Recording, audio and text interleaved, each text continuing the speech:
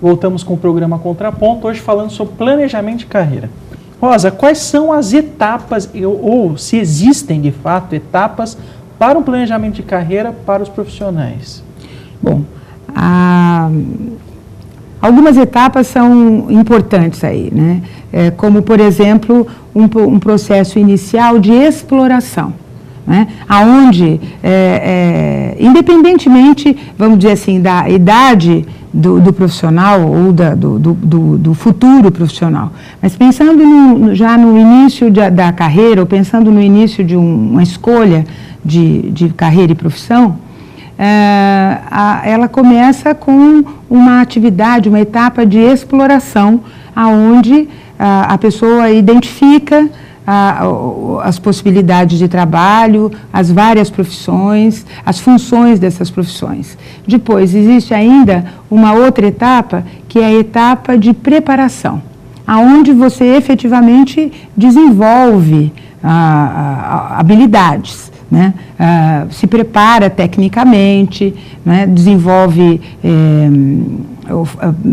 frequenta cursos, enfim, de forma que você consiga se fortalecer e começar inicialmente esse processo.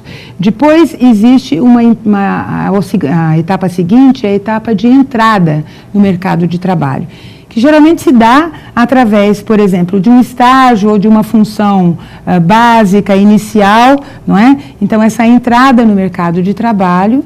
Depois tem uma etapa de maturação, onde é possível, já dentro do processo de trabalho das empresas, identificar quais são as relações, as políticas, não é?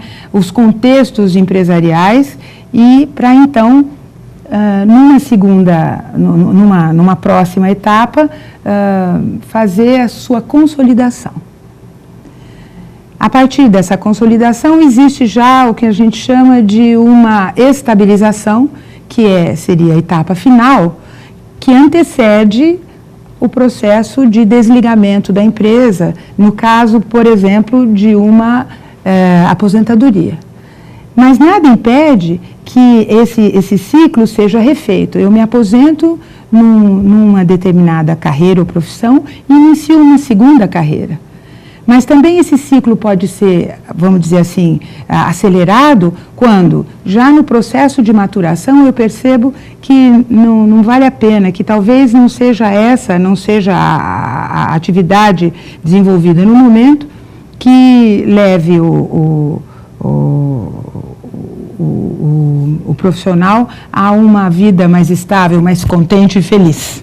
Então, ele começa novamente com o processo inicial de exploração, né, para poder passar para uma outra profissão, para uma outra carreira. Agora você abordou uma questão importante também, que é a questão do estudo, de frequentar cursos, etc. Basta ao profissional hoje apenas fazer uma faculdade, apenas fazer cursos e assim por diante? Ou ele precisa de outras, vou tentar citar algo que você falou, outras habilidades para que ele seja um profissional competente e competitivo? Não, é fundamental, é importante sim que ele frequente uma escola, que ele tenha uma habilitação, não é, formal, uma formação profissional adequada para o cargo que pretenda, enfim. Ou para a carreira, inclusive, que queira seguir. Só que também, além desse passo inicial da graduação, por exemplo, é importante que ele continue, não é, fazendo alguns outros cursos que vão ampliar a sua capacidade de entendimento, não necessariamente apenas a sua especialização, mas a capacidade de entendimento do mundo corporativo, das relações entre as pessoas. Hoje o profissional, você diria que o profissional, então, ele tem que ampliar a visão, quer dizer, ele se forma em administração de empresas, mas ele tem que ele tem que ter um rol de cursos que possa ou gabaritar dentro do mundo corporativo. Então, ampliar essa visão, é isso que você Exatamente, abrir esse foco, esse escopo, não é, de habilitações ou de entendimentos, enfim, né? Porque muitas vezes as pessoas têm aí uma lista de cursos frequentados, mas isso não transparece, às vezes, no fazer, né? Na atividade prática dessa pessoa. Né? Então, isso é importante que se tenha em mente. Você falou de uma outra coisa importante para o planejamento de carreira, que é o estágio. Que importância o estágio tem para o futuro profissional? Tá. Bom, tanto nos cursos técnicos como nos cursos superiores, né, o estágio são, vamos dizer, etapas da vida, de início da vida profissional, né, de entrada à vida profissional, bastante importantes por conta da vivência, de toda a abertura que é possível ter a partir desse tipo de atividade. Né? O estágio é bastante importante porque ele pode, quando bem aplicado, né? Porque muitas vezes a gente vê o estágio apenas como uma mão de obra barata, não é? Mas também vai um pouco da perspicácia de quem está fazendo o estágio, de tentar entender os movimentos organizacionais, as relações, as dinâmicas internas da empresa, para então apreender, né, e entender a partir daí e desenvolver um cabedal próprio de habilitações, aí, de habilidades. Né, o estágio ele é importante para o profissional planejar o que ele quer fazer?